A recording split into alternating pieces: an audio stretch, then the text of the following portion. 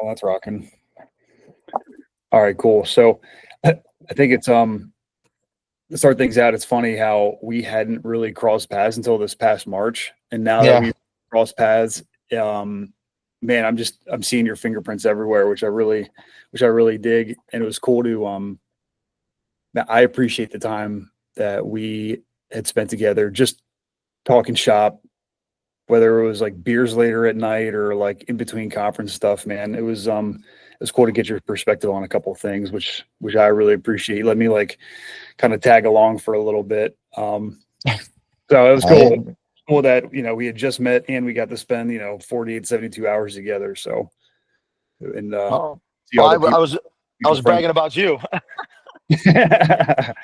No, I appreciate that, man. What I thought was pretty interesting, though, man, was that if we could, let's dig into your background a little bit because you have your fingers all over the place and you've been able to travel the country in the vein of the fire service.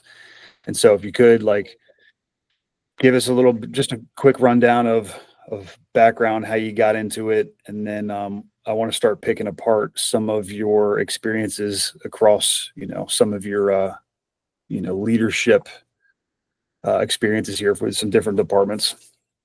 Sure, sure. So, um, I started in the fire service early '99, like 2000 ish.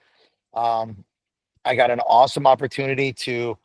I honestly didn't want to be a fireman. I had no urge to be a fireman. I didn't. It wasn't on my map or my radar. I was an electrician. I was just loving being an electrician. It was cool. I was 17 years old, just turning 18, and I'm driving home from from a job. I got this guy, Pat McGinnis is his name, Chicago police officer. He was on the SWAT team at the time. He looks over to me, and my nickname was Bull. It's been Bull for since I started as an electrician. Nothing fire related, despite what some people think. Um, it was it was some. I'll tell you that story a little bit later. But he looks at me and he goes, "Hey, Bull, you know what? You'd be a good fireman." And he's got his foot out the window, on my '96 Cavalier. I'm like, "What are you talking about, Pat?" And he goes, "No, you'd be a good fireman, kid. I think you'd be good, Bull. You'll do it." And I sat and I pawned on it. He gave me some things. He's like, "Man, when it's slow during the slow years in the trades, you ain't working. You can do something else, and you can do this on the side, bro." I said, "All right."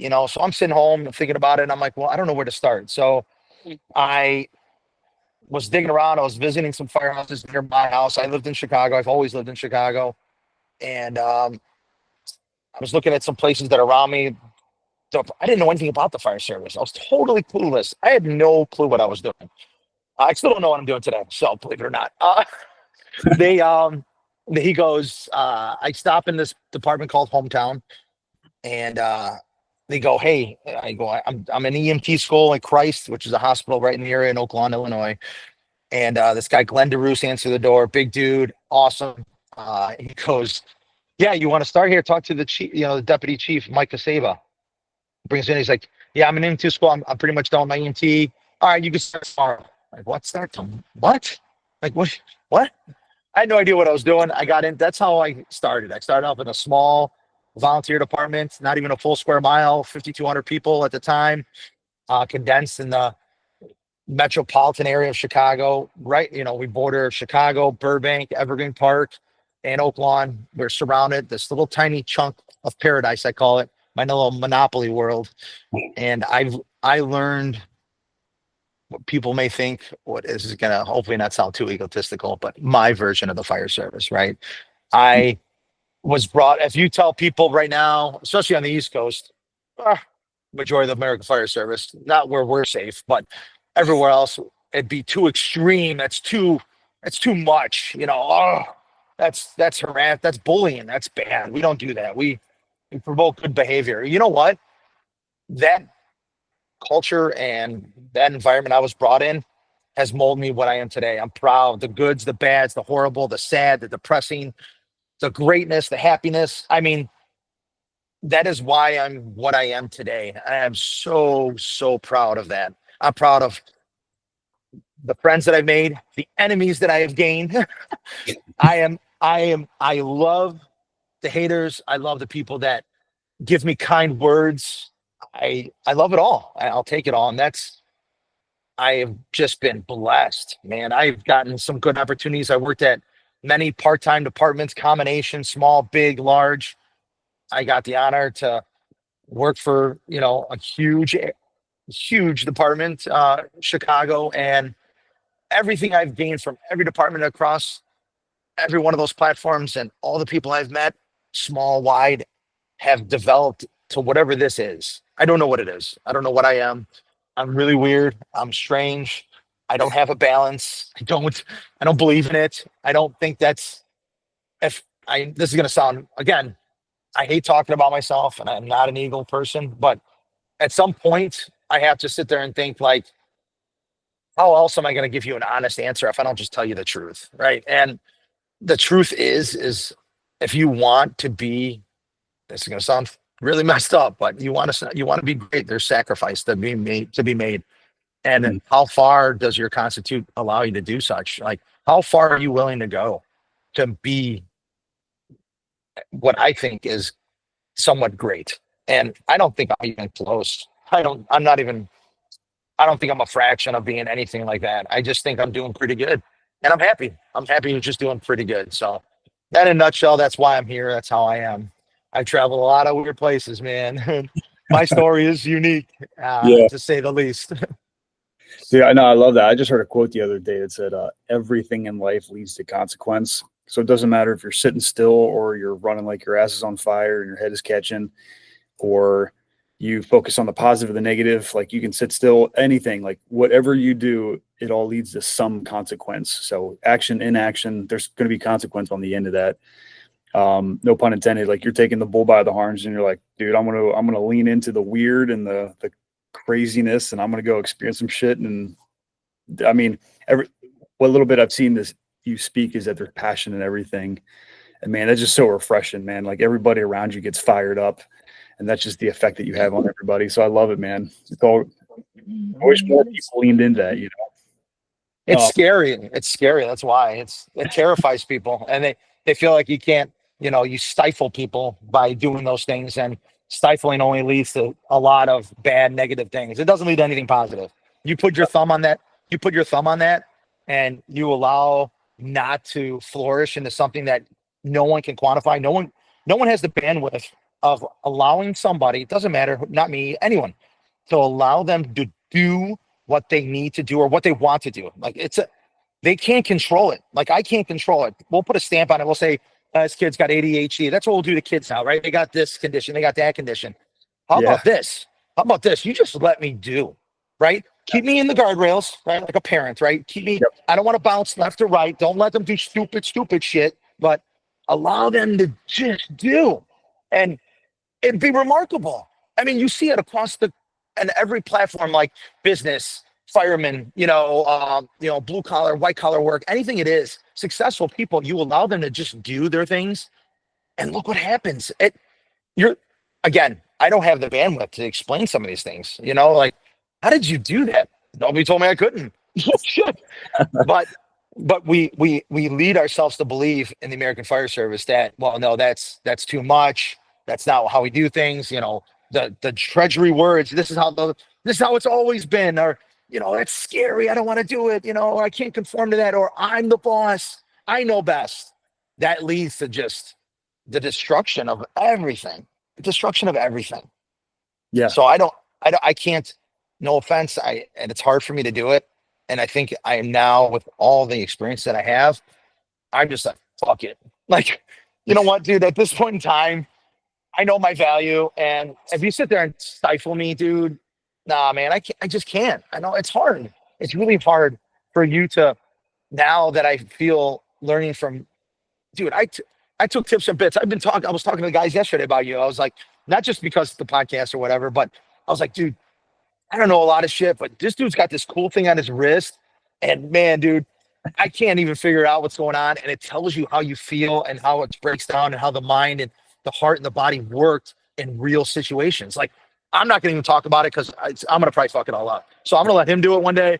We'll figure it out. You got to get him here. This would be awesome. So, I mean, I take things from everybody. All I want to do is, I don't want to be known for anything. I don't want to be I want to be remembered. I just want to leave like a little shit stain on the American Fire Service. Like, hey, this guy left something here and it's pretty cool. Like, that's it. And even if it washes away in another month or a year, I don't want to be that relevant guy that has to be relevant. I don't.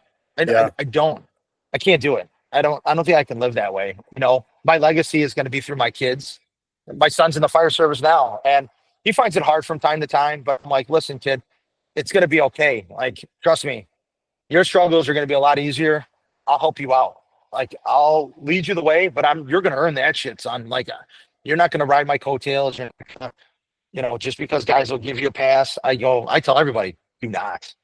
I mean, treat him worse than you would treat your worst enemy, because he'll never learn any other way. You know what I mean? So, sorry, I don't know how I got down that rabbit hole, but No, man, that's great. I think all too often, like, we have this culture, not just in the fire service, but just in humanity. They're like, hey, listen, plan A or plan B, those are your choices. And you're like, nah, fuck it, I'm going plan C. Like, I'm gonna go kind of make my own path. And that's when like great things happen. But so many people try to sterilize it or like channel you into what's normal and keep it all like in between the ditches. And like, that's great things don't always happen that way, man. So no, you know what? Now you that. say that, which is really funny, is that it's that they'll tell tons of great firemen I know, tons of them, loads of them. They'll tell them like, dude, I'll use me for an example, just because it's not fair to say it to somebody else. Dude, we need you on our department, or we need you here, man. Your culture, your passion, you'll change things, you'll do all this. But I'm the guy that you want so bad in your organization, or to lead, or do whatever. But I'm also the guy you don't want to talk about at parties. Like, he's too much.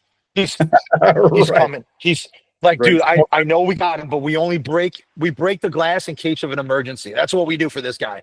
And Right. there's a lot of guys out there like me, you know, and but some people choose to stay in that glass and only come out when I'm broken. Me, on the other hand, it's like, this is what you wanted. That's what confuses me. You want something, you're begging for it, and you go this direction.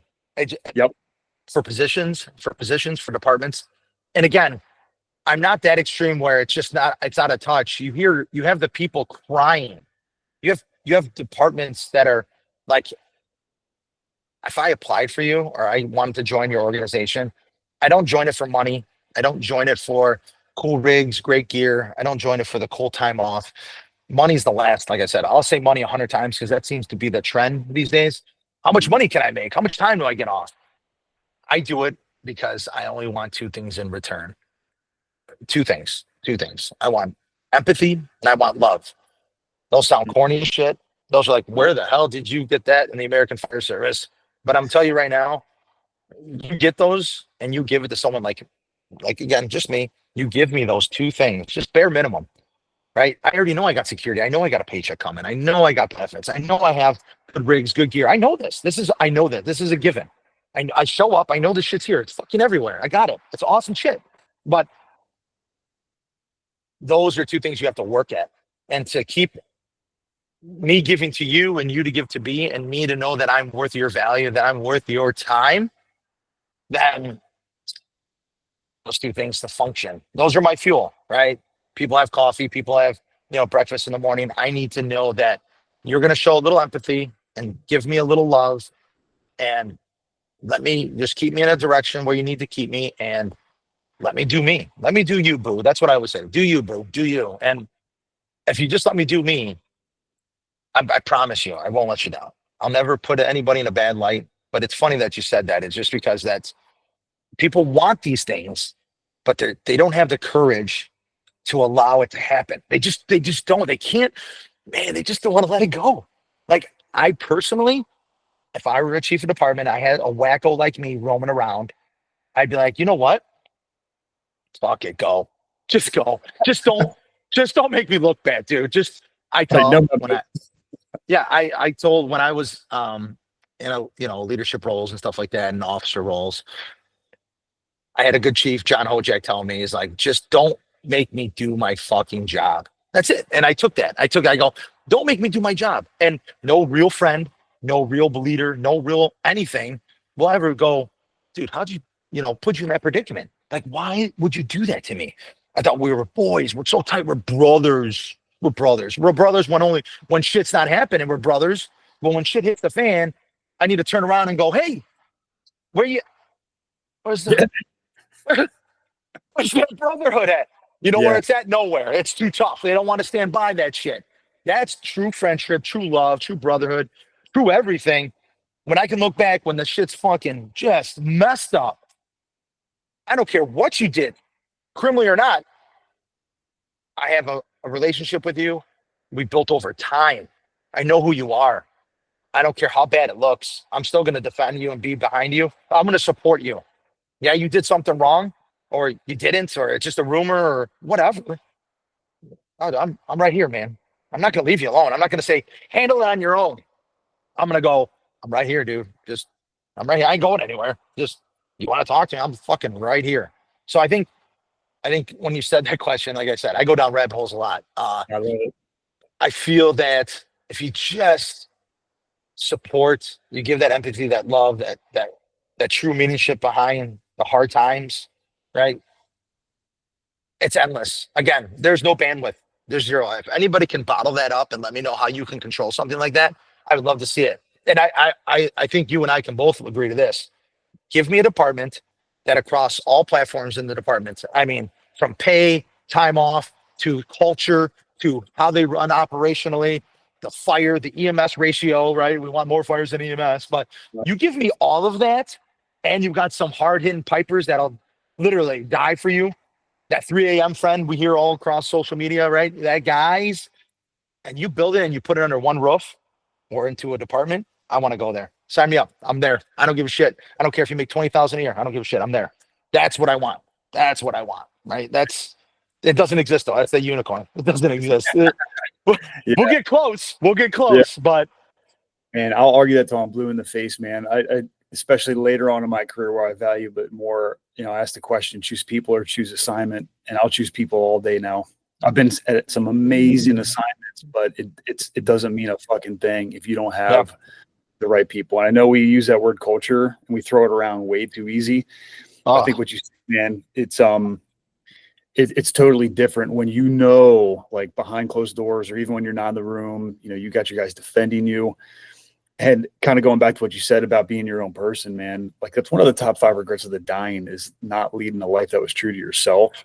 So you take your own personalities with all the scars and madness and all the weirdness that you are, and you bring it into Firehouse culture. You let that out, and like the true brothers, like you said, the empathy and the love, for a lot of us, it's a language you got to learn. We're not always as great at it, but you learn it, man. Like the relationships are deeper, the quality of your work gets better. Like there's nothing you can't do. And I actually want to skip ahead on this one a little bit just because you're already talking about it. There's I seem to mess up people's podcasts all the time.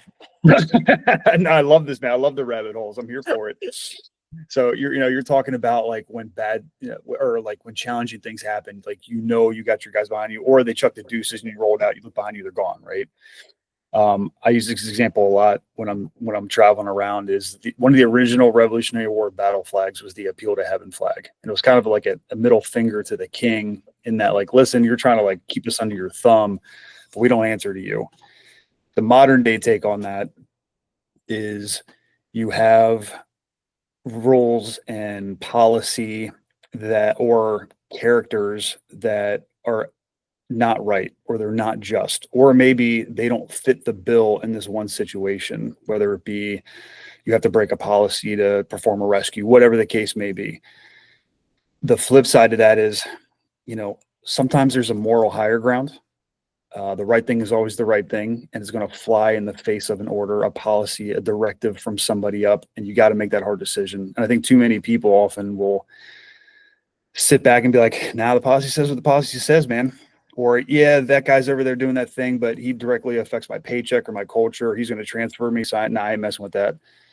And I'm like, nah, bullshit. Like, you can't necessarily be an antagonist every single minute of every single day.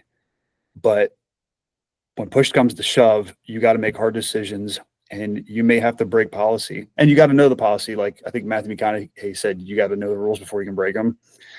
But I think there's a time and a place for it. And we don't have to get into like the specifics of background and your experiences necessarily, but I feel like you've been there. So what does that mean to you? Like sometimes there's a moral higher ground, or the right thing is the right thing, but it flies in the face of a directive, a policy, a rule.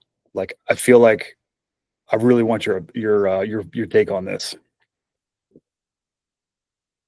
Ah, I think policies and procedures are a good thing. I'm not a rule breaker of saying like, hey, these are all garbage, they're stupid as shit, they're dumb, right? There are a set of rules. There has to be a small standard for inside the firehouse, right? There has to be, right? I think that when you write a policy on how to fight a structure fire, when you write a standard on how a rescue should be attained, or a policy on, or a guideline, or a general order, whatever the hell you call them these days, when you start to do that, you put in black and white, you put it in a box, and you say, I can only follow the rules inside this box, right? Especially, I mean, come on. I think you've been to a fire once or twice, right? Same here, right? But a couple times here and there. And when you sit there and tell you that this is how it's done, the rules say this, and you don't let me just like, shit, dude, there's sometimes an audible, right? If you, here, if you trust me to know that I did and I know my job, right? Just let me do it. Relax.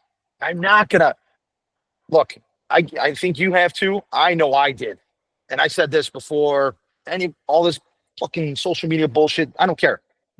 I literally took it to heart when I rose my hand for the first time for CFD, right? Because I mean, you get a badge at all these other departments, and you're working for the department. I'm not saying those are insignificant to me, not at all.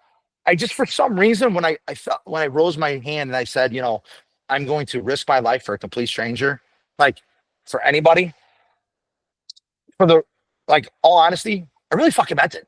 Like, Yeah. I really literally took to my wife and I told her, like, look, babe, like, I really love you. Like, I really do.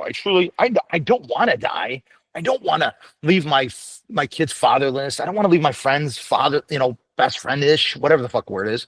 But I don't want to do that. But I took that to heart to say, I don't care who you are, because I'll break every fucking rule if I have to save your ass. I'll break any and any other rule and I'll live with it.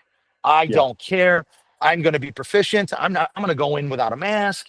I've given CPR on children without a BVM. I don't care. I don't care. Suck their face. Don't give a shit. I don't care. I don't care if I got blood all over my hands, open cuts. I don't care. That's my job. I came to a revelation maybe a year ago.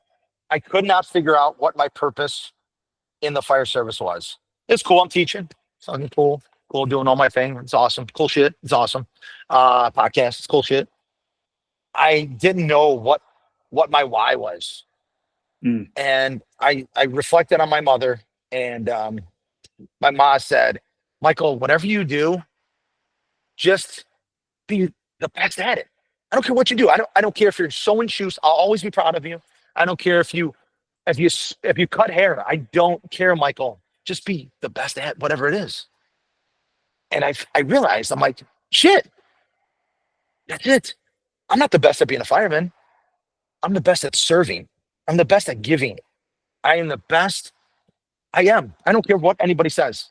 I am the best servant you'll ever find. Right? You got Jesus right here. I feel I'm right here. Yeah. He gave it all. I've fucking given it right there with him. That may sound fucked up in some people's eyes. That's just my personal opinion about myself. I feel I guess you can equate that to, that's how highly I hold my oath to people, right? That's my oath. That was my oath. That's how high I hold it. I hold it tremendously high. Dude, that's fucking refreshing, man. I think and the one thing I really want to lean in on what you just said is that you are identifying with something that cannot be taken away from you, and that's service. I think too many people identify with something that can be taken away from them, whether it's the loss of the profession, it is an injury, an illness, just changing whatever economics. Like so many people like, I am a father. I am a firefighter. That is me. That is all I am. That shit can be taken from you any day. But the mindset of serving and serving others, that cannot be taken away from you. In whatever capacity, health you have, you can still serve. And I think it's a nuanced difference, but I think it's of massive importance. And too many people are like, "No, I'm a firefighter." Dude, that shit can be taken from you tomorrow. And Mhm. when you flip the script and keep the mindset that you have, you're going to be healthier. And that's something that you can lean in on to the end of your days. So I appreciate that. I think that's massive. Yeah. Again, I had to find something. I had to find a roadmap to sit there and say, and like you said, anybody could say, I'm a good fireman or I'm a fireman. That's cool. That's cool. Like you said, you get injured, something happens. You can always say, well, you're still always a fireman, like, all right, kinda, like, sure. All right. No matter what, I can still keep serving in whatever capacity I'm going to do it at. I will do it. And I find it, um, hard sometimes when you go back to the question about policies and procedures that again, I'll keep using that word stifle, you hold me back, you put me back in that box and say, these are the rules and we don't break these rules. Now, there are organizations out there, and I am proudful to say that I've been involved in a couple of them here and there. And to allow the people, there's that phrase out there, right? My buddy Trevor, I think, said it. And then all of a sudden it was all over the place in social media. I don't know how that happened, but he said it. And he goes, just let firemen be firemen. It is just let us do what we do. Right. And I think it's an ego thing. If you're not comfortable with yourself, you're not comfortable with how things are handled in your organization, if you're not comfortable and giving everything to your people, that's why you have these rules and you can't escape those boxes, right? And you don't allow to trust your people to do what they need to do. Let them do it, right?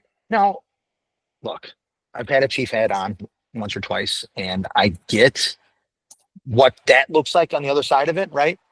Um, and I feel that if I start to do that, I still have to keep those reins on you, right? Because I see me as you. So I see all the people that I don't, they don't serve me. I serve them, right? The people that I have to give back to that are in my care or charter or whatever you want to call, whatever word you want to use. I don't have the best vernacular from time to time, but I feel like if I treat them like my children, I treat everyone like my children. I lead with empathy. I lead with love. I serve you. I answer your whys, right? Constantino, my middle son, he goes, "Hey, Dad, why do you keep saying because I said so or because I'm the dad?" I go, "You know what? You're fucking right, dude. Fuck that. What question you got? Let's go." And he's like, "Well, why?" And then it was so surprising to me because my dad did it to me for forever. He still does that. Sometimes he does that shit. He's like, "Because I said so, Michael." And I'm like, "All right, that makes a lot of sense." But I looked at him because it's like looking at me in the mirror of getting the fucking question I wanted. The question was why, and I answered his why, and he was like, "Oh, all right, well that makes sense." Holy shit! Holy fuck! You look at this. You do that to the firehouse. You do that to your people. Can you imagine what you can get done in the fire service? Holy shit! Instead of just saying, no, that's not fuck. Here's the rules. No, that's Yep. how it's always been. That's how we've always run it. That's how historically this department's ran. Like, fuck, fuck, stop it. Just allow it to happen. Just ease it in. Just go, shh, it's okay. It's going to hurt 1 second. I'm just going to put my finger in it. It's going to hurt, but I bet you you're going to like it. You're going to like it. Right. So I think those rules, again, they constrain us to do just certain things. I, I have this opportunity coming up here of possibly, I, I hate doing this because I just texted my buddy who wrote me a letter of recommendation.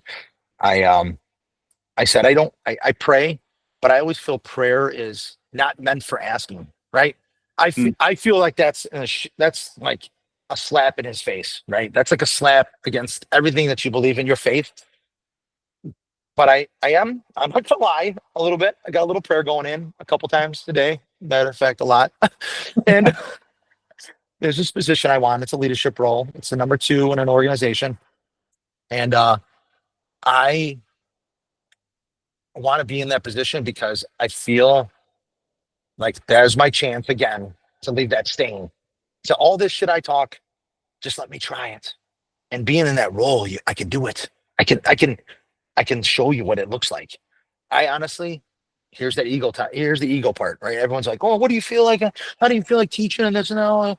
What do you want to leave?" And this, fuck all that. I want you to go back and read in an article or just talk about on a social media platform or just the whispers in the fucking wind that there's a dude at this department in this place and he's letting them do what they want. It's not like free range, but I'm going to lead, and it's going to sound corny. It's going to work, and I just let me try it, please. I'm begging, just let me try this. I am going to lead by love and empathy. Let me fucking try it. Trust me, I got the operational side down. I got that command present. I got that. That's no problem. I will do that. I will train you. I will make you guys as bad as you want to be with the sacrifices you're going to make. I'll get you there. That I can do.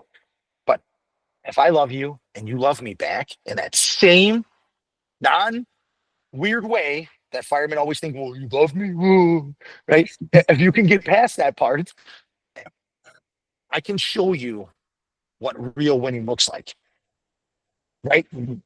You've never seen it Yes. before. And I'm scary because I really don't know what it looks like at the end of the tunnel. I talk a mean game, but I hope this, people don't take this the wrong way, but like, fuck, I don't know 100%. This is still theory. I may have kumbayas and some guys want to do yoga and they're like, shit, dude, I don't care what you do. Just when you leave these doors, be the baddest mojos out there, man. Like, kill it, send it, because it's all about them. I don't give a shit about, I love you, but give it to them too, right? We're going to do it as a team. So I feel like if I can get that opportunity to show you what it looks like. You ever see the movie Maximus or Gladiator? Yeah. You see that movie? Yep. Love it. It's corny. So, and this made sense when I was thinking about this. Was Proximo? He was in the room talking to Proximo. He's in Proximo's. What do you want, boy, girl? What do you want? And he told him he wants to be in front of the emperor. Well, he gave him a word of advice. Proximo told Maximus. He says, "I wasn't a great, warrior because I can swing my sword. I kill quickly. I wasn't. I won the crowd. Win the crowd, you'll win, right? You'll become that gladiator. You'll win your freedom. I win my people showing through love and empathy. And there's all the other stuff, but those are my two big ones. And give a little, sprinkle a lot of humility in there, right? Dump some egos, shit like that. I think I can win you, and I don't know where that department's going to go, right? It's almost like I'm your genie. You just rub me, and I'm going to give you your wishes. And guess what? You can wish as much as you want. I'm going to just go within constraints, right? Like if you come up and tell me, hey, chief, I want to give you, can you give us another $10,000 raise? I'll give you a $2,000 raise, and maybe I can give you some more training hours and training time off, and I'll do my best, but I don't have that, right? My tree in the backyard ran out of dollars. I ain't got no more. I'm going to go on the hunt. I'll do whatever it takes to make you get there, and I'll get you that money. I will do it. I sacrificed giving back money when they told me a salary was going to be, let's say you're going to make 150,000. I said, give me 100,000. Take that and give it to two of the acting officers who haven't been making any money in that position. I think that's as best I can do for the time being, right? Again, I'm serving you. It's not me. I can give a shit. I can care less about the monetary value. I know my wife will kill me. She's like, well, Mike, we need the money. Well, babe, we've been comfortable living a certain lifestyle. No more shopping all day on Amazon, babe. You gotta do something else, right? I love her to death. She'll probably blame me because I spent all the money, but buying fireman shit. But I think if you allow that to happen and you take those rules have them there. They're in the books. If you need to go to them, you understand, you know how they work, and you can navigate through them. I won't ever give you the reason to break them. I'll never give you the reason to break them. Oh, that's such a They're good. cool. They're there. You know, they're there. They're cool. They're on the shelf. They're fucking, yeah, you got to have them, right? There's legality. There's lawyers. You got to have this shit. But I'll never, ever give you a reason. I'll never set you up for failure or put you in a trick bag to where, hey, Chief, you know, like, I went in that building. I know the 2 and 2 there was nobody there, but I saw her jump in the window. You know, I did make a grab. She passed, but I did it. You know, am I in trouble? Are you what? Get the Yeah. fuck. No, no, no. You're not in trouble. I will die on that hill. I will pay whatever lawyer fee. If that costs me my job because I told you it was okay, then so be it. Lock me up. Right. So be it. But that people can't, you know, swallow that pill. That's why, you know, I love this place. I love this state. I love this department. I love where I'm at. But I sacrificed a lot in Colorado. And this is why I'm here. I jumped on a sword. I died. I sacrificed my career, my lifestyle, my family, my money, my everything to protect others. And I got fired for it. I'll do it again. Yeah. Well, I think the difference is that you can sleep well at night knowing that you did the right thing. And too many people like, nah, I'm not gonna sacrifice this or that. But then they've broken their own moral code and they don't fucking sleep at night. They're doing donuts in their bed because the angst of not doing the right thing just fucking buries them. Now, you have the downstream effect and all the stress that came with the decisions that you made. But I think if you really split it out, you were true to your core values, like you said, the empathy and the love and the service and the humility, and you can fucking sleep well at night knowing that you did the right thing. A lot of people can't do that. So I think even with all the stress and angst and life changes that came with it, like, nah, I'm good. I'm good. So what is it that gets in the way? I think you've already talked about like your leadership values and your core values, the way you live your life. What is it that's getting in the way for other people to do that exact same thing? Like they bottle themselves up. They don't do the right thing. They play it safe. It's because they don't have the people I have. They don't. Good or living. Let me define. If you don't know what it looks like to win or tried it or been through it, bad, good, great, devastating, life crushing, best friends dying, parents dying, friends leaving, losing money, if you've never experienced any of this, and then you don't have the people that I personally, for me, I can't sleep at night knowing that I failed my mother.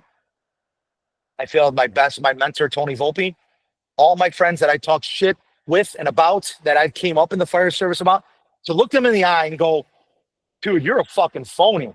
For them to tell me that and say I failed you is the worst thing in the world. It's like, yeah, I can win the lottery tomorrow. I can be the chief of any department or whatever the case may be, and you're living on the high horse. You're the baddest fucking, but it's fucking fake, dude. You're fake. You're fucking fake. And people can't. Oh God, who the fuck you told me that? Well, you know what? I'm proud that I didn't suck dick to get where I need to be. I'm proud I didn't kiss that ring. Fuck you. If you want to do it, that's on you. That ain't on me. Because I know I'll look at my dad in the face. My dad always told me, he goes, Mijo, if you fucking bow down to that, you're no better than the next guy that does it. Don't worry about it. Your time will come. Don't worry about it.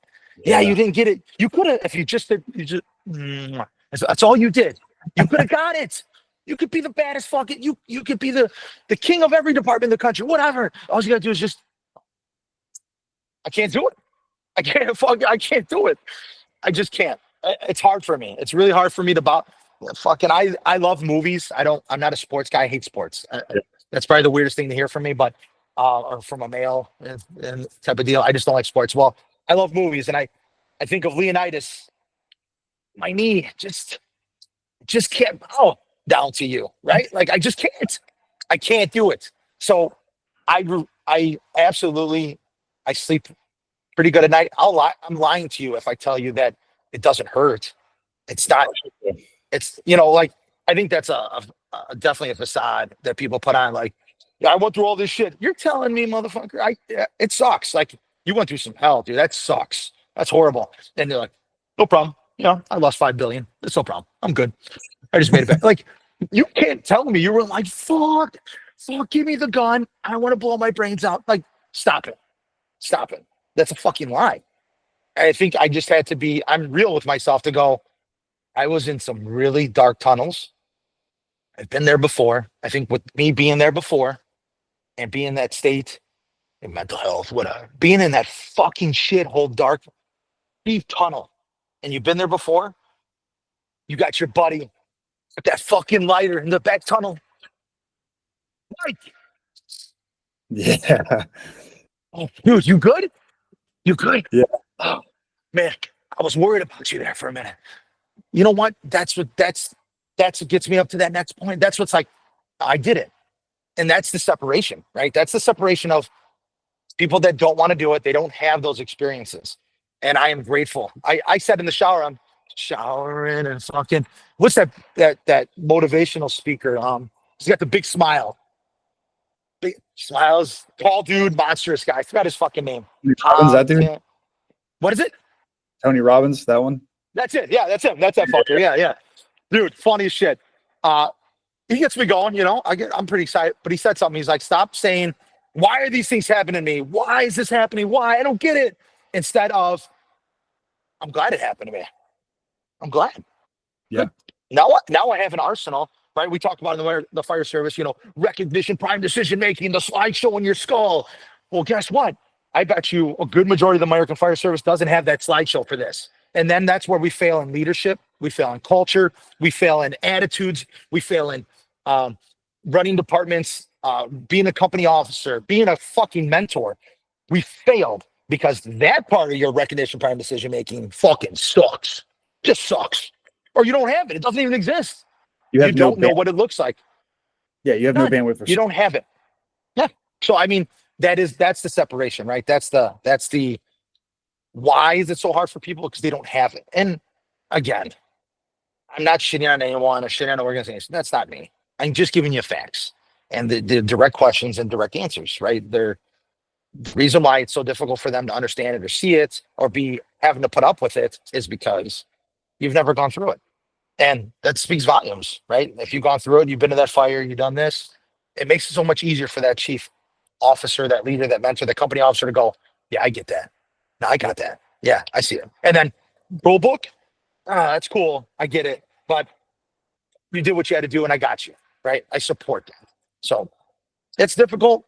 And until they experience it or allow them to trust your guys a little bit more with leading with something besides rules, fucking iron fist, and just go, okay, that's cool.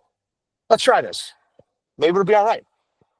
Yeah. Funny thing is I had a boss, complete shitbag, but he taught me some valuable lessons. And that was one of them, is like, let them lead, let them fail, but don't cripple them by doing that. Don't start that mindset of that tone, like, well, if I do this, I'm going to get in trouble, or chief doesn't like this, let's not do that. Or, the shift, the union is not going to go with it because you're going against our flow because we want more money. But in more money, if I get more time, I can do more on your side.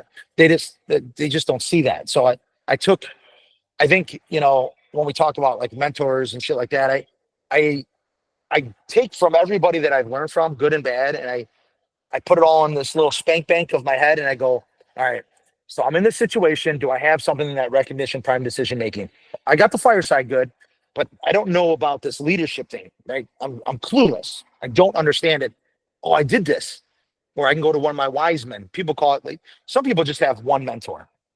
I have many, right? I'm like a Viking. I pray to many gods. I have many gods, right? I have many guys I go to, and I go, if it's a family thing, I go to my father, right? Or I go to, God rest his soul, I used to go to Dan Capuano all the time.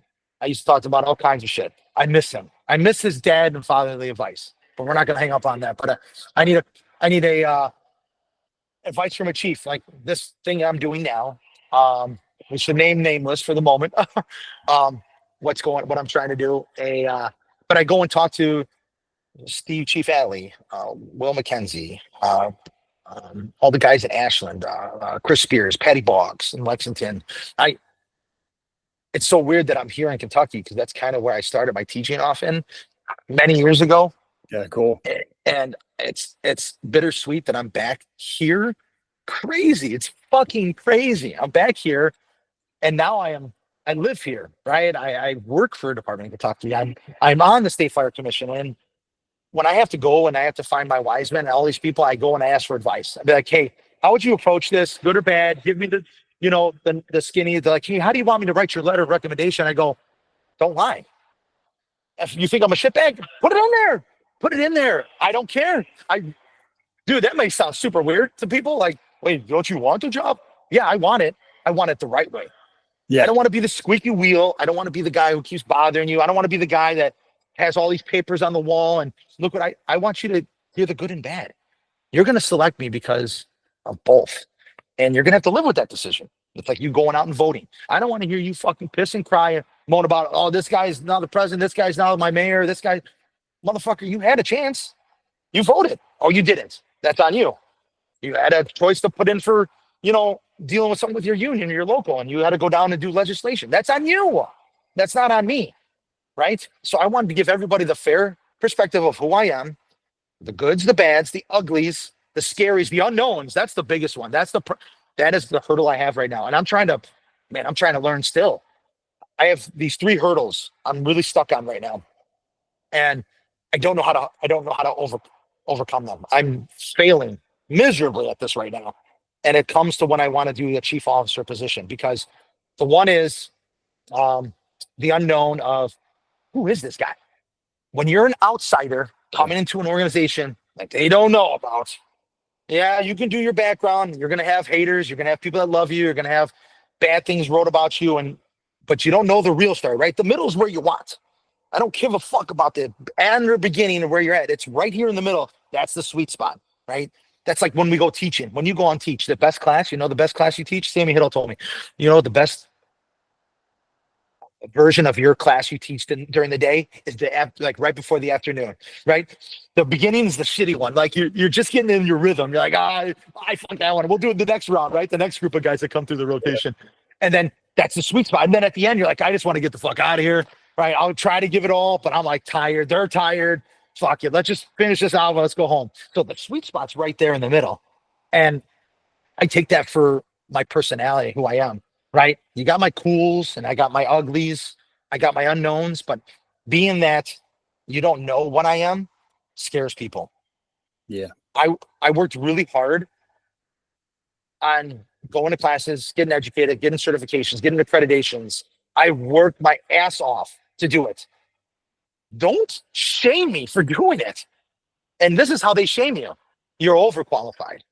Or I don't have these certs, or I don't have these accreditations. I've never gone to this department. I've never served like this. So you don't want me because I don't match up to you? Right? Like, we're a fucking team, bro. I'm going to fucking give it all. All this shit I learned, it's for sale. And you know what the cost is? It's fucking free. Right? What bargain? What fireman don't like bargains of free 99? Everybody loves free. Like, dude, it's free. It's yours. Take it. I don't give a shit. I'll give it everything I got. So why do you shame me for being incredibly qualified with my experience? Why? Because you don't have it. That's another hurdle. The last and final hurdle is myself. My doubts that I feel like being too open and personal, and what I've been told in the past, like, Mike, you wear your heart on your sleeve. Don't do that. Nah, bullshit.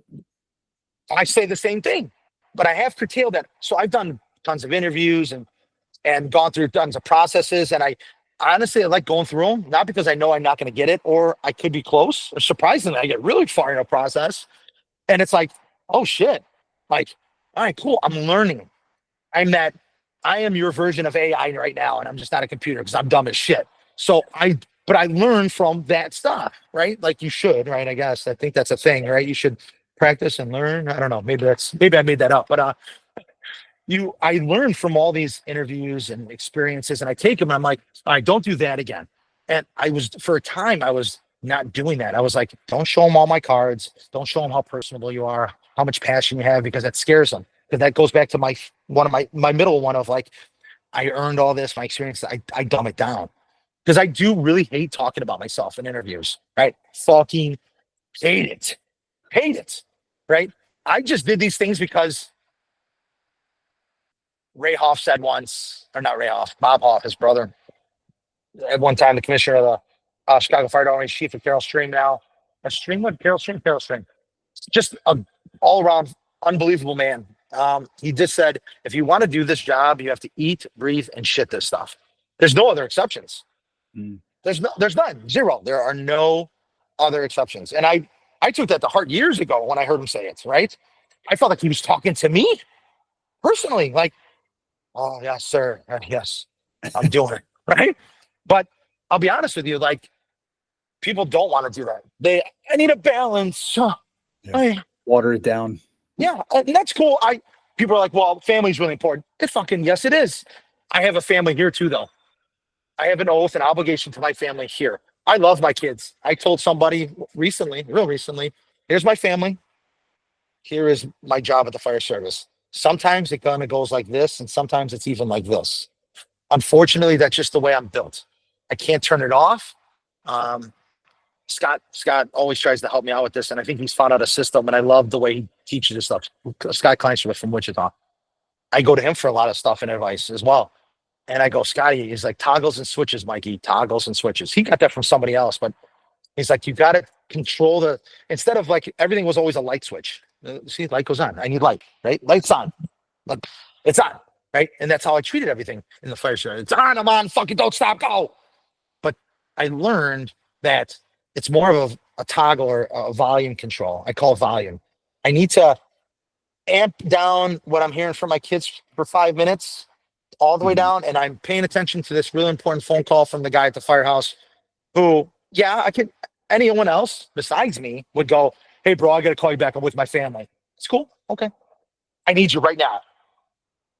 Why they're calling me, they need me right now. My kids love me. They know, they understand. We have this same mindset. Like, daddy's got to take this. My wife now knows. She's a saint. She's going to heaven, just so you know. Automatic sainthood. She knows now. She hates it. She fucking hates me for it. But she's like, all right. Thing. It's there's something. If they're calling me right now, something's fucked. Something's fucked. And cool, I'm down. I am your 3 a.m. friend. Something's on. All right, dude. Let me get my shit. Let me get my pistol. Fucking shit. I got my phone. Got my radio. Like, something's up. Something's up. You need me. Let's go. Right. I feel that's what stops me though. Like, now this current one that's coming up, I'm gonna give it my all. Some people are like, I don't think you should do that. And some are like, hell yeah, do that. Other people are like, stay in the middle. I don't know what to do. I'm terrified. I'm scared. I'm always scared. People think, like my kid asked me, he's like, are you scared to go to fires? Are you scared of fires and stuff like that? I go, absolutely, 100%. Every call I go on, I'm terrified of everything. From an EMS run to a fire, car wreck, pin in, a wreck, technical rescue, every one of them, terrified. 100%. No, I don't tell anybody. I'm fucking terrified though. You want to know what though? It's just because I respect it. I don't let it get too far out of the respect I'm going to give you, right? I feel that healthy fear, not like, oh, I'm fucking scared, it's smoky, it's hot. That's a lot of other motherfuckers out there. That's where the birth of hit it from the outside and transitional attack and all that shit came from. Granted, there's good data behind it, but it doesn't have to be biblical. That's what a lot of people do. They treat it to like the word of the Lord. Thou shalt do. This is what the book of lies tells me. Ifsta tells me this. You will. Like they all tell me. Dude, that's cool. It's a cool thing to read and understand and know that it's real. It is real. But I can manipulate that with my skills and experience that I've learned from others. And I can go into another story with that later. But I'm going to go into this one terrified and going to give it my all. I am blessed that I have dudes in my corner writing letters saying like, look, dude, if you don't pass this, you pass this dude up and you chose another guy, I got to know why. Like, literally, for my professional development, my sanity, let's just say it, my sanity How can I not land that position to show you what I can do for you? Right? I'm working with you. We're together. You're my kids. Whatever position I'm in, why won't you just let me try? Right? Sammy told me a story of a guy that took a chief's position somewhere. I think maybe it's Florida. I forgot, but the story goes like this. He said, he's in front of the board and the city commissioners and all this shit. And he goes, look, if you want to choose me and you choose me, I want you to pay me $1. That's my salary for the first year, $1. And after that first year, I suck and I'm not what you wanted. And I just didn't do what I was supposed to do, whatever the case may be. And you want me gone, then get rid of me. You lose what? $1. No back pay, no nothing. Like it's $1, right? Look, trust me, some people in this day and age in the fire service, $1's a lot, but neither here nor there. But if you want me and we're successful, then we go back to previous what you're offered, the contract, so and so. I'm going to prove you my worth. I think that speaks loads and volumes. I can't do the job for $1, but there's other things that I can do. Like I know that this department needs guys. They want 2 guys. Like they need 2 guys to up their staffing. Well, if you're going to pay me, let's make up a number, 90,000 a year. Pay me 80,000 a year for the first 2 years to give those guys 10 grand each or 5 grand each to get them in the doors to say, well, I was going to go to XYZ department because they were paying me a little bit more. Well, I'm going to pay you more right now. That's my sacrifice I'm going to give you. I don't know what else I can do. Trust me. I told my wife that same thing. That's what I'm going to tell them when I'm there. I'm sacrificing this. People are like, oh my God. Some chiefs looked at me like, what? I think not because I want the job, not because I want it, right? I think we need to separate this. I want to show you my level of commitment, sacrifice, servitude that I'm going to give you. This is how far I'm willing to go. Not because I want the position. Yeah, I'm not going to lie to you. I really fucking want it, but I'm going to show you through action, not through words. Granted, my words, I feel, go pretty far, right? Words matter. Whatever you say, you better fucking do, and don't change it, right? But my actions are going to even speak louder than my words. I'm going to show you what I fucking mean, and we'll figure it out at the end, right? Like again, it's not about money. It has nothing to do with stuff like that. It has about how I feel about. See, look, it's crazy. Look, check this out. It's that empathy of how they need to struggle. They need to find a job. They need X amount of dollars. I'm going to give you the Maslow scale. I'm going to give you your needs that you need, money to live, to buy food, groceries, roof over your head. I'm going to give you more to show you that I'm giving you value. This is how much you mean to me. I'm willing to sacrifice whatever I have, whatever I can afford to do. Can't be $1, but it can be something, right? I'm willing to do that for you to get you here to show you that I'm going to do whatever it takes to make the best version of you, right? I don't care. I'll do it. Let's do it. Granted, my wife was like, if you think that's best, babe, so far you haven't led me wrong.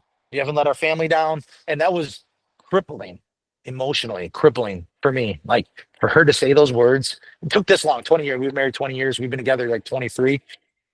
For her to say that to me, especially in where I'm at in my career, for her to say that to me was like, oh shit.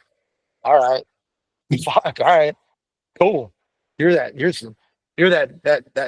chick that's gonna take that gun and hide it after I just killed that dude. Like, all right. And the Goodfellas, right?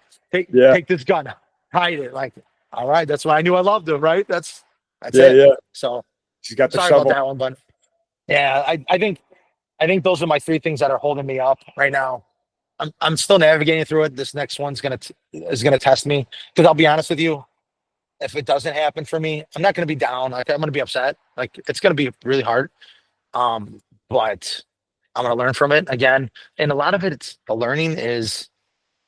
just because of all the things we just talked about was they're afraid. They don't know. Those 3 things have been holding me up recently. And I'm like, fuck, dude, really? Like, why don't you just talk to me? Like instead of going off a piece of paper or scoring. I love the scoring system. Dude, are you for subjective questions, like what's your best quality about yourself? Okay, you answer the question because you asked me what my opinion of my best my best quality about myself, but you're going to grade me on it? How the fuck how do you do this? You come in there with your empathy and love and service and humility, and they're like, nah, 3 out of 5. Yeah, right. Not good enough for me. Not good. I want to see. I roll with a fist in management. I'm going to tell you what the fuck to do, and if you don't do it, go fuck yourself. Like, all right, that's the guy we want. Okay, let's see how. Again, you're going to live in that same rut, in that same department, same organization, whatever it is, forever, and you're happy with it. Yeah. So I don't know, man. I think that's, to me, that's crazy. I lose you again, buddy. No, you're There you still go. here. Sometimes the screen will black out, but no, I still got audio. So it's a similar vein, switching gears just slightly. Yeah, sorry, dude. No, man, I love this. Dude, I'm on fire right now. When we were talking back in March, we were nerding out. I nerd out on the metabolic stuff. I was giving you info on your data watch or Apple Watch, and you started pulling data from way back when you were going through some shit, right? You're like, I wasn't even that active, but now I see the stress that I was under was manifesting itself in my physical body. And so like the mental side versus physical side, like my Whoop thought I was doing these crazy, or my Apple Watch thought I was doing these crazy workouts. I was just under a shit ton of stress. And now, like, I remember reflecting back on that, you're like, holy shit. And I remember you were saying from that, you got back into the, physical effort and, getting back on the path, so to speak. I just thought that was super interesting that you were able to reflect back on that and be like, damn, I was going through some shit. And here's like proof on it. How has that changed, or has that changed anything for you? Or if for nothing else, just speaking from, yeah, I went through some shit. Yeah, I can sleep well at night knowing I did the right thing, but it took its toll on me. I have data to show how it truly affected mind and body. But you know what? Here I am on the other side. I'm in a good place, and I'm using that as fuel to just be better physically, mentally, emotionally. I remember we were just sitting there nerding out, like, you're like, holy shit, like this, like you saw the bars on the graph, like you had these crazy workouts. Like I wasn't working out. I was just under stress. Now, I think I was sleeping. One, I want to tell you, thank you, and I love you for sharing that stuff with me. Like when I sat through your class, and then we talked at the little outing that night, and he showed me how to work my watch. I'm like, I went home right, like when I got home, I go, babe, you got to check this shit out. So this dude shows me this shit on the watch. That's when I was fucked up. Remember that shit?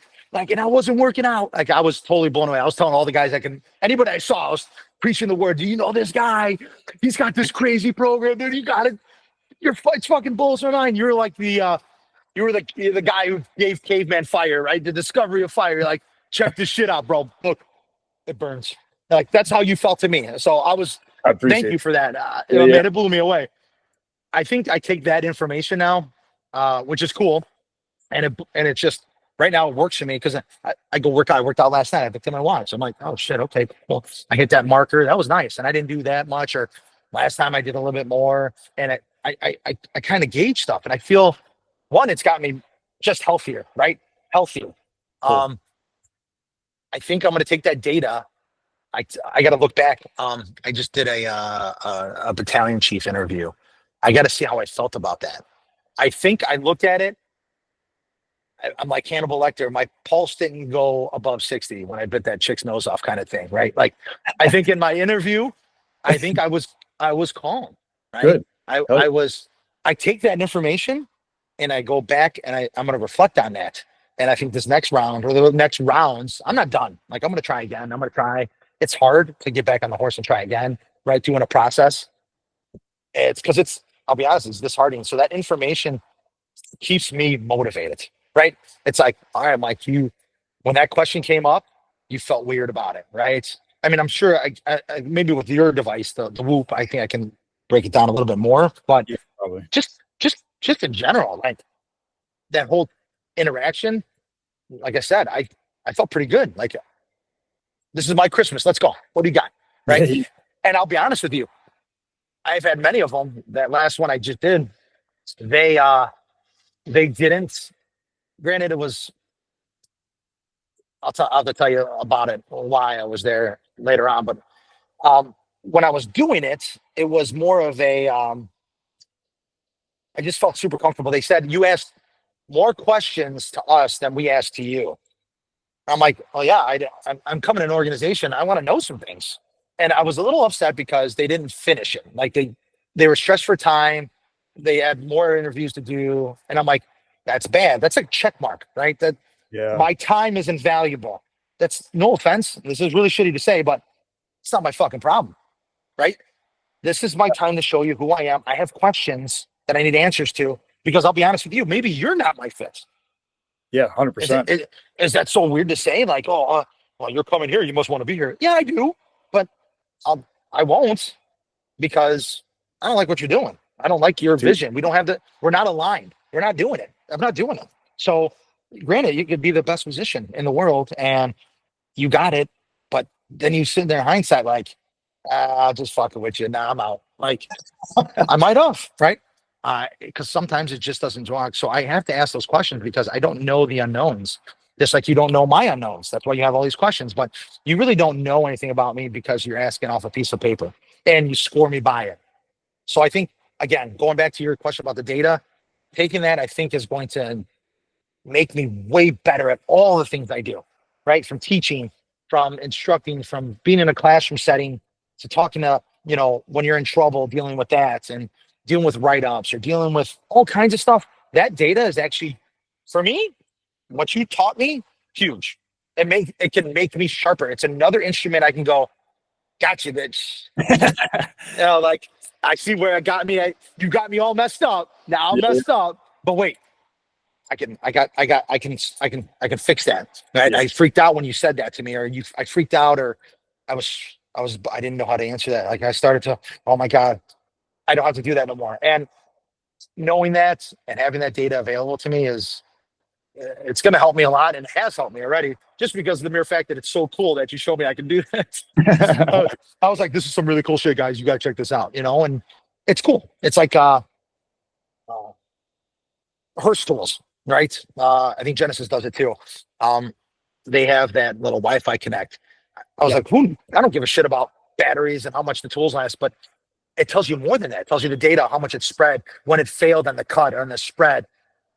Yep. Yes, that is empirical data that I need to know, right? I need to know that. That's super huge. And there are only two tools that do that, right? So it's really nice to have that information. So again, Yeah. It's just amazing. saying. I don't ever want anybody to, the one caution I throw out is that I think a lot of people will lean into like a placebo effect where like, oh, my watch says I should be tired. So I guess I'm tired. Like, well, no, hold on. I feel like a rock star. No. Don't let it hijack you. Like, still keep going. But, Yeah. yeah, we're bumming on an hour. I'm gonna Oh, I'm throw sorry. yeah. Nah, I want to be respectful of your time because I know you got shit going on, man. Dude, you can ask me a few more if you want. I have nothing going on at the moment. I'm totally fine. I have to go. So where I live and where I work, they're 2 hours away. So I have a 2 hour drive no matter what. And Okay. I gotta go to Ashland where I live. They had a tree fall on their rig, and I got some Ooh, ladders that are free that I teach with, and they're brand new. I never use them. And I gotta go drop that off. So I got nothing going on. We're good. So cool. go All ahead, right. I ask got away. more than yeah. So one of them was um with you traveling around the country, like speaking, training, and then also from your experiences from major metro city departments to just bumming around the country in different leadership positions where you're at now. Obviously, the fire service is the fire service. There's tons of similarities, but there's got to be, they keep firefighting local. There's these cultural nuances that are just specific to the region. From you and your experiences, have there been some things that like you got there and you just were not expecting it? Like, no shit, like that's pretty cool. Or that's wild. That's crazy. I never would have expected that. Like, that's neat. You call it this thing. You have a name for this or operations, whatever. Like, there's got to be something. Sometimes I'm amazed when I go places like, I didn't even know that was a thing. Like, I've been doing this for over 20 years. I didn't even know that this department out here was doing this thing. I'm sure you've run into something like that. Yes. And I can tell you 100 of them. I'll just say to keep it answer the question as best as possible is um I've been in a lot of places teaching, working for states and just going to your normal departments, small departments, and no man's land, and even big departments. They have their talk, their lingo, right? This way or that way, and then you just have. I have to survive. I have nothing else. I have no one helping me. This is how we get shit done. I like that better. That method a little bit better. It's cool. I got a Chicago this. I got a Cincinnati that. I got a California this. I got a New York City that. That's really cool. That's awesome. I like the look, man. We had to get this fitting specifically because my help's not coming for 35 minutes. I got to set up this porta tank this time. I have to do it. Best one. There we go. I just thought about it right now. It's going. I had no idea. Shame on me. What a hose clamp was. Okay, all right. Dude. All right, look, I know it's in the book, but I paid no attention because when I went through it, they're like, hose clamp, cool. Next question. Like, no, like whatever. So I'm seeing these guys do a rural water attack, and I'm just driving by. Like I'm teaching in the area. I heard they had a good fire, and I know they don't have any water. It's a lot of tanker ops. I had to go. I was in Colorado. I didn't understand a lot. I know how to draft. I know how to port a tank. I know how to do it, but I don't know how to do it. Right. Yeah. So I wanted to learn and see guys do it. So I was just bumming around and teaching class. Had nothing to do with that. I heard they had a fire, and it's a tank tender ops, right? Porta tanks, shuttles, like the whole 9 yards. I'm like, I'm gonna check this out. This old dude gets off the rig all fucking broken, dude. He's doing it, dude. Like God bless him. And he's got this hose clamp, and he fucking puts it down. I'm like, what is that? That's my in my head. I'm like, what the fuck am I looking at, right? And it was, he's telling me like before they send the water, Mark, clamp it down, and I can get ready. I can still hook my stuff up before they get there. But I got the water now. It takes forever to fill this thing up. It's miles and miles and miles of hose. I gotta hold it off. I go, son of a bitch, son of a bitch. I tell a story about how I learned why the roof hooks on a roof ladder used to be pointed down, like it's like spikes, and why they're flat. Like, dude, I teach on my class all the time, and it's like, dude, without those experiences and those stories, I'm like, fuck, I would have never known that shit. I'm like, I had some old timer tell me that. Old stumbly old dude, crusty motherfucker. I don't even know if he's alive anymore. God, I hope he is. But he told me these things, and there are so many experiences out there, dude. Like, if you sit there and you think you got it made, some people, I hate to say it, but like the Chicago Fire Department, like they think that's the only place, like there's no other departments that live. And I'm sure there are a lot of big city firemen that think the same way. And then there's other ones that are like, dude, there's more out here. I love my buddy Josh Webb. He's retired from Louisville, and he works for another really good department in Nicholsonville, right down the way where he lives. They're close to. And he tells me, he's like, Mikey, he's like, I didn't know. I'm like, what? He's like, we're in a bumble at Louisville. We don't know there's other outside departments. I mean, we know, but we don't know, right? Like we don't step outside the perimeter of the walls. The zombies are out there, right? Like that's how some firemen treat this shit. Like, dude, this is World War Z, and I don't leave the walls because there's some fucking creepers out there, We're doing it the best. Our fires burn the hottest. There's no other place to be but here. This is the way. We're not Mandalorians, dude. This ain't the way. Like, there's other ways of doing things, dude. And I always say when I teach, it's not the way, it's just a way. And let's figure it out. This might be better for you. Sammy put me in check.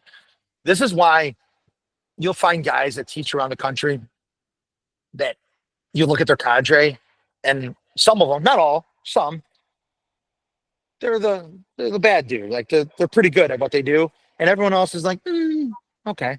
And I'm not talking shit about people or cadres. No, I'm not. I surround myself against where I'm here, and all my buddies and everyone I teach with, and I consider you the same. You're up here. I'm nowhere near. I can't touch you. You're gonna say shit that's like, fuck. Yeah, I don't know. Yeah, you're right. Fuck it. And Sammy's like, Sammy put that to me. He's like, you look at who they are and what their worth is and how good they are when the people they surround themselves by, that they have to be the center point of everything. Like, I'm not. By far, I'm trying to mentor people to take what I do and go further. Like, take my program and go, or just whatever I tell you, just If it's something small and you like it and you dig it, take it. If it's the way I act, the way I talk, the way I treat people, take it. If you like it and it's going to work, it's all yours, right? Yeah. So I think Sammy was hit me with that. He goes, fuck, because I'm always thinking like, this is how it has to be, right? And I'm the hugest component of like, there has to be more ways, but I fell into that cycle, right? I fell into that trap of like, until he's like, Mike, that may work for them. That may Oasis valve. That's a thing. If you don't know what that is, at first I was like, get this thing out of here. Screw it. Like, I don't know what it is. I don't even like the band Oasis. Like, screw it. Don't want it. Right. But then I started using it. I'm like, oh shit. This is, yeah. Why doesn't everyone have one of these? Right. Like, it's crazy. It's crazy. Chicago Fire Department. I worked in, what department was it? Damn it. And back in Illinois, I first started with, and I learned about them and I used them. The loading cots by Stryker, where it picks you up, lifts you up, does everything for you, right? I asked them in a safety meeting thing at the union. I go, why don't we buy these for everybody? Well, they cost too much. Well, we get XYZ dollars from this fund every year. We can outfit every ambulance in the city. Is it worth spending 40, 50 grand on an ambulance to get this installed, or a lifetime of misery, paying pensions out, medical benefits for their entire life? Yeah. Yeah, that's better well spent. Let's just pay for them, let them go all 3/4 on the job. That's a good idea, right? You can't pick up your fucking kids and shit like that. That's cool. No, that's cool. That's worth it. I don't like these are fucking examples of stubbornness, right? This is egos. This is and that's just an example, right? Again, I'm not shitting on anything. I'm just giving, like, these are just things I've seen. Like, that doesn't make sense. And if you question it, oh, dude, you're going down. You're stirring shit. Yeah, dude, you're a piece of shit. You're a fucking horrible person. Like, dude, I'm just asking fucking questions, man. I like to know things. I like to know the whys, right? I treat everyone like a 6-year-old. Daddy, why? Daddy, why? Daddy, why? Firemen are 6-year-olds, dude. Every one of us. I need to know why. And if you tell me, like earlier on in the story, you just tell me, it's crazy. Okay, cool. They're more easier to do it. They're going to go do it then. They're going to be like, well, fuck, that makes sense. All right. Now I know why I do it. But those are just some examples of things that I've seen. But again, it's weird. The mantra is the same. The same complaints are all the same. It always leads back to a few things of how we lead, culture, our values, what we have. Do we have humility? Can we do this? Do we have egos? All this stuff is all the same shit people talk about, but they don't want to talk about it at parties. They don't want guys like us saying, hey, this is how it is. And you see it. There's some fucking great dudes I look up to on this. I call it the instructor game, or in the limelight. Like, there's some dudes I'm watching their pie. I'm like, damn, dude, that's fun. Yeah, that's good. Yeah. Preach, brother, preach. I'm Holy Ghost. I stand on amen. I feel like the Holy Spirit's hitting me every 2 minutes, right? I'm like, dude, we're talking the same language. Yeah. I just don't know what that breaks eventually. Yeah, no, I'm with you, man. Like, to surround yourselves with people that are straight up are just smarter than you. Like, I've been in utter awe. Like, Sammy is a perfect example, man. If your mind is not on fire by the time you're done talking to him, like, you fucked up. And like Dave LeBlanc and Roger Sager, now the fact that we've been able to connect, man, like, always on fire by the end of it. And that's a good thing. Like, shit, there's so much more I don't know, or I never even would have fucking considered, like, a fraction of what you just said. So it's like drinking, like, anytime you talk to Sammy, it's like drinking through a freaking fire hose, man. But, well, he's the smartest dumb guy I've ever met. I know it sounds really funny. I got to tell him, I go, dude, you're too smart for me, dude. I have no idea what you're talking about. Like, I'm not ashamed of it. I go, dude, I don't know. I love it. I love it. He makes charts on bolts and nuts and knows the shear factors and the braking. I'm like, dude, you have taught me, because I'm like this all the time. I'm on 100. My toggle on the fire service, love, passion, is on 10 all the time. I can't shut it off. Don't know how. I tried. Doesn't work. His brain is like that, and it's phenomenal. It's crazy. And Raj is the same way. Raj, in just a different fashion. I like his fashion because he breaks it down a little bit more easier for me to understand. And it's like, okay, I got it now. Like, I'm that jock, right? Like, I'm like, oh yeah, cool. Yeah, just that works. So and again, I think that's how I think success is measured in my world. is I have these people I can lean on and 100%. be like, dude, I don't know. Right.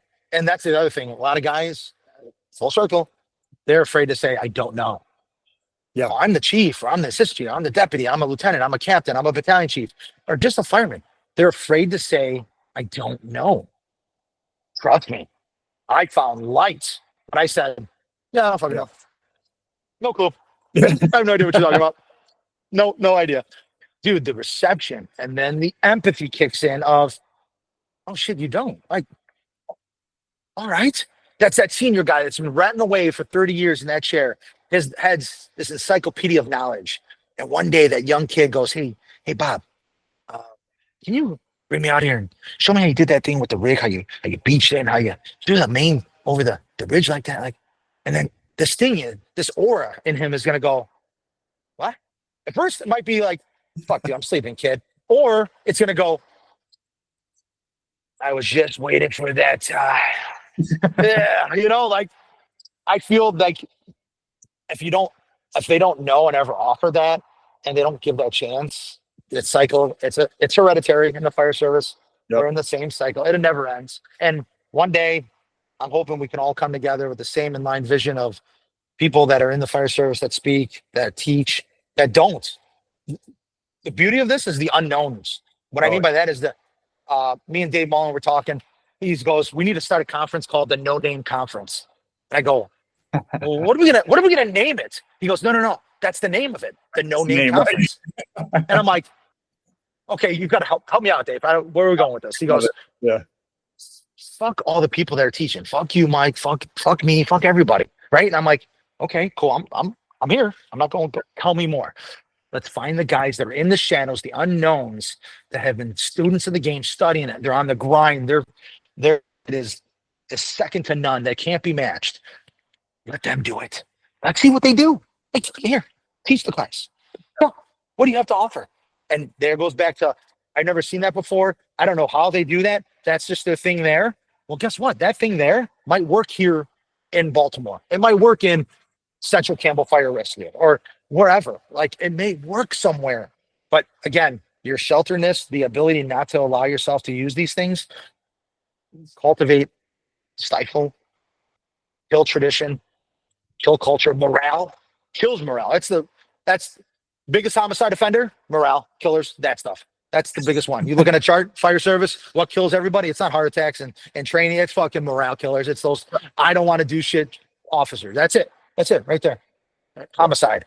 I go to homicides all the time. There's tons of them. Fucking bloody mess, dude. You nailed it.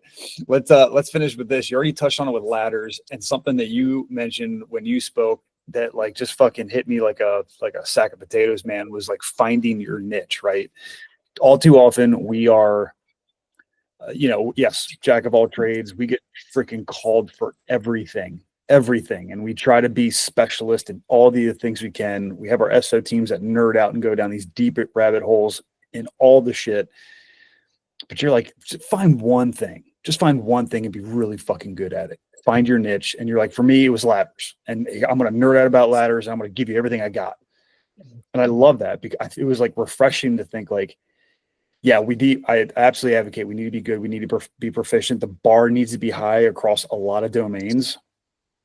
But I'm good if you find that one thing that you can give other people, because then you can master that thing and help other people become masters, or like just if for nothing else, bring their bar up in that area. So if let's end it on that, man. Like find your niche, be passionate about it, and then just help others.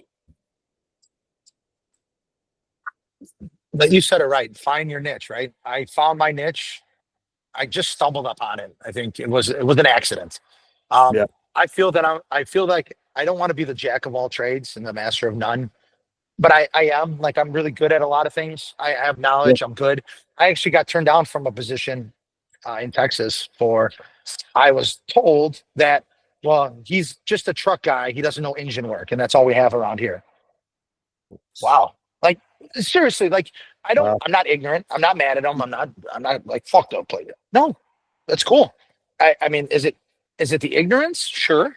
There's a lot of ignorance involved there, egos, right?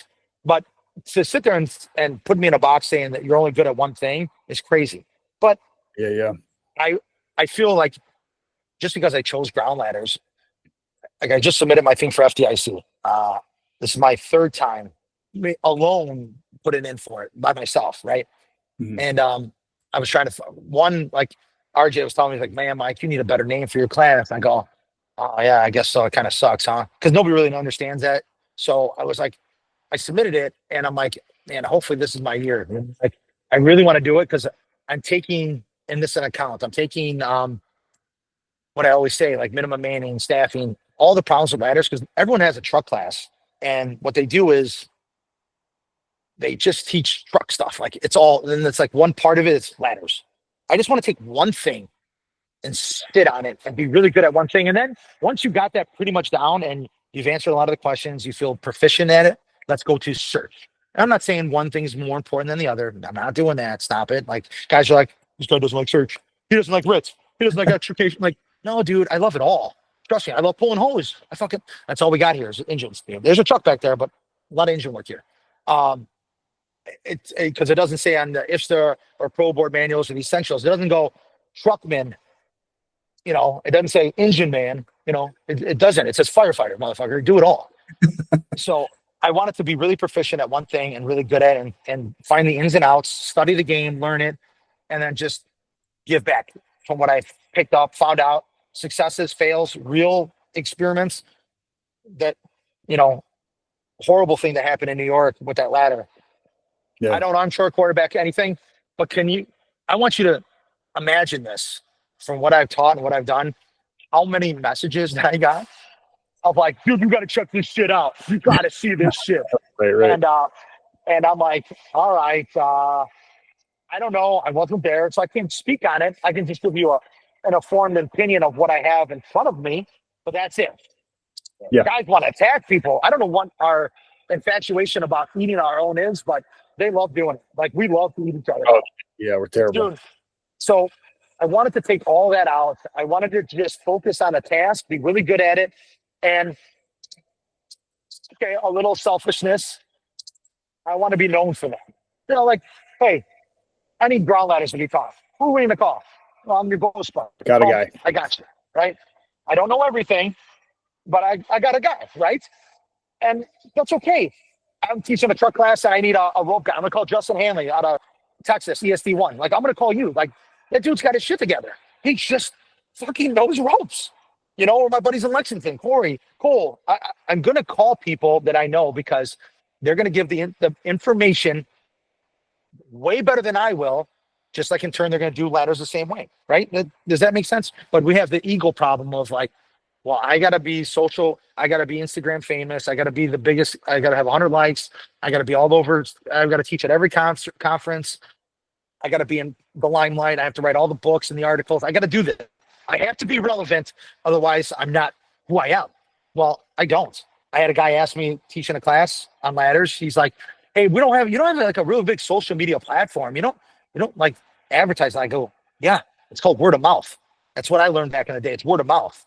And that's, if it got to you from somebody I taught, winning, right? Like that's how I operate. Some people have to be known. And I'm like, no, it's just not what I want to do. Like, you want me to come and do ladders because I love the shit out of them?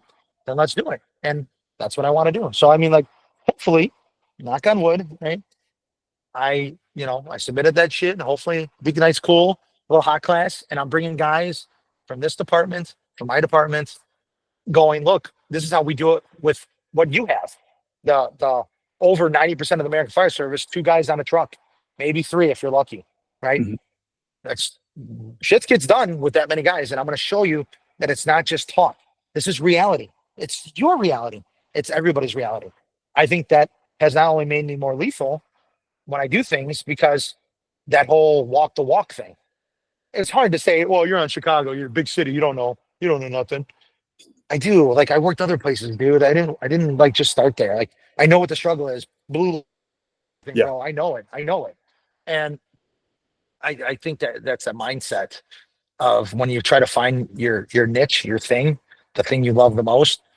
It's hard for people to step out and say, well, he really does know what he's talking about. Well, just give me a chance, like I'm not making it up. I'm going to cater to you. I'm going to give you the information that best serves you. You may only take 10% out of it. That's okay. That's 10% that you didn't have, and it may make it, may make it work. I am super humbled and proud when guys call me and say, Mike, this technique I used saved somebody's life, saved their brother's life. I made a grab. I almost got into a bad situation just by you telling me this in class, right?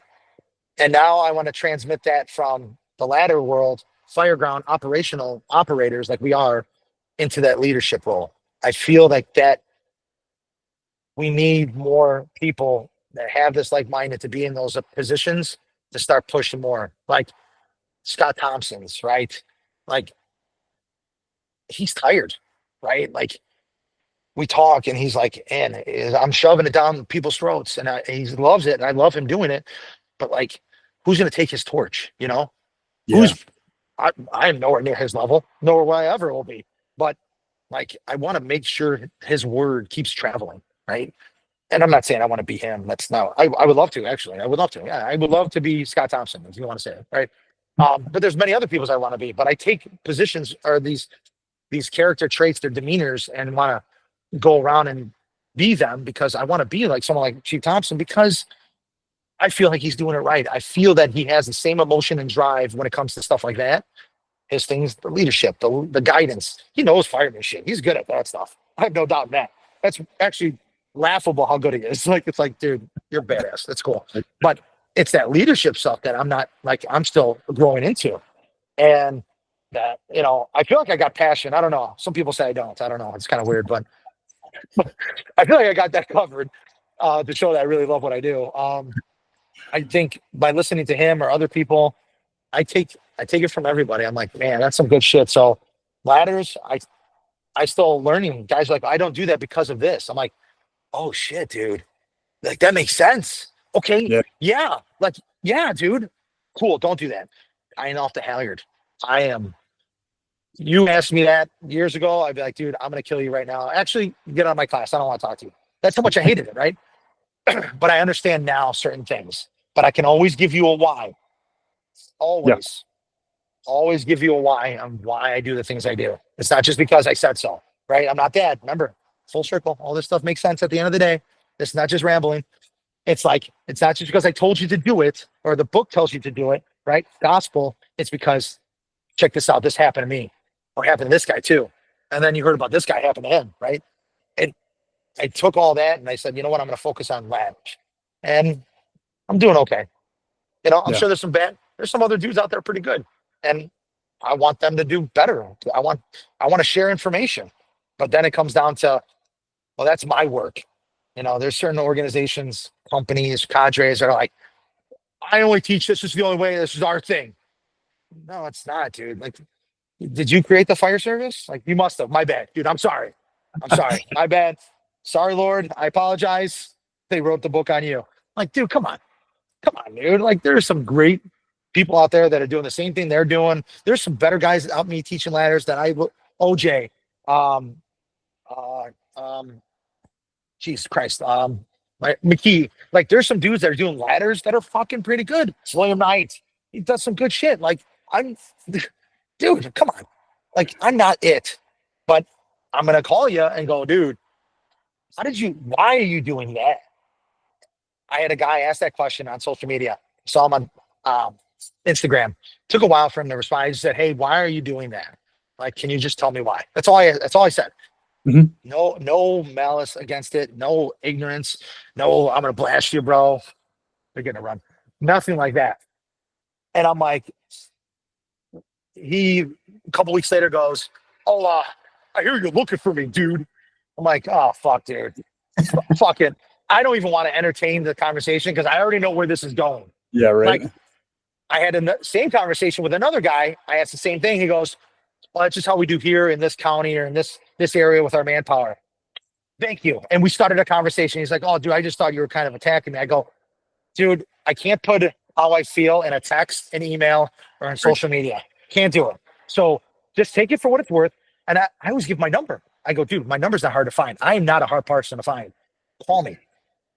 I can tell you how I feel. Now, granted, I've been told my voice sounds like I hate you. I want to kill you. I've heard I'm ignorant. I'm just a mean person. That's not it. So it's kind of have to take the good with the bad when it comes to stuff like that. But Yeah, right. find your thing, find your niche, hit it hard, know everything about it, the ins and outs. Don't be cocky to where you're like, I am the guy. Yeah, Because guys yeah. always say that, oh, you're the ladder guy. No, not even close. No, I like them. They're cool, but there are better out there. Just know and have the humility to say, I'm not that guy. That I just know a little bit more than someone else. Or I've had experiences, remember, full circle. I've had these experiences that make me this way.